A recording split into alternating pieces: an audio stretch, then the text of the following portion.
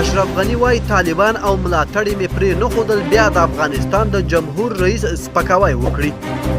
مخکنی جمهور رئیس محمد اشرف غني د افغانستان څخه د نږدې یو کال وتلو وروسته په خپلې پرېکړې چې هیواد یې پرېښود ولاړ دی او وایي دا کار یې ځکه وکړ چې طالبان ونه شي کړی یو ځل بیا د افغانستان د یو جمهور رئیس سپکاوی وکړي.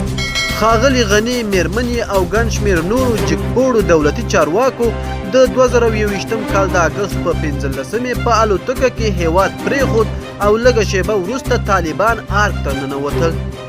مخکنی جمهور رئیس اشرف غني د امریکا د CNN تلویزیون سره په تازه مرکه کې چې یکشنبه اګست 14مه خپره شوه وویل چې د ارګ په شاوخوا کې چاپیریال ورته خوندي نه و. ښاغلي غني همدارنګه په مرکه کې وویل چې د ارګ یو اشپز ته 100 امریکایي ډالر ورکړل شوي وو چې په بدل کې ما مسموم کړي. اشرف غني په مرکه کې دا ونه ویل چې دا پیسې چا او څه وخت اشپز ته ورکړل شوي، خو د جمهوریت تر ړنګېدو وروسته دا لومړی ځل دی چې ښاغلی غني دا څرګندونې کوي. مخکنی جمهور رئیس په دې مرکه کې دا هم وویل چې هیڅ وخت په خپل مرګ نه دی ډارېدلی، خو د افغانستان څخه یې د خپل تګ په هکله داسې وویل. طالبانو او ملاتړو ته مې یو ځل بیا فرصت ور نه کړل چې د افغانستان د یو جمهور رئیس سپکاوی وکړي.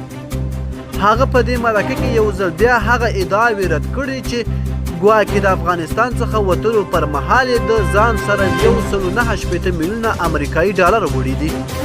د نن ورځې خبر تر همدې ځایه و، تر بیا ښه وخت.